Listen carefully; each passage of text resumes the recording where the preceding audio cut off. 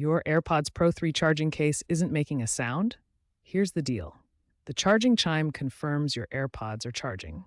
It relies on sensors in the case to detect the AirPods, firmware and software syncing with your phone, and enough power in the case itself, at least 10 to 20%.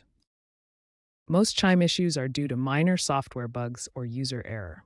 Outdated iOS versions can prevent the chime from playing. Silent mode activated on your phone can also block the sound. Even dirt on the charging contacts can interfere.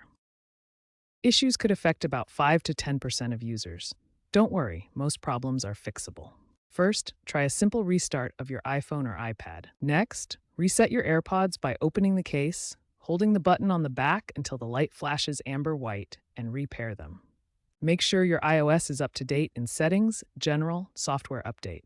Also, give the charging contacts a gentle cleaning with a soft, dry cloth. Check if your device is on silent mode or Do Not Disturb. The chime may not play. The chime may not play. If none of those work, it might be a hardware problem.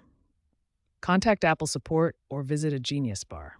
You can resolve this using Apple's support for model-specific guidance.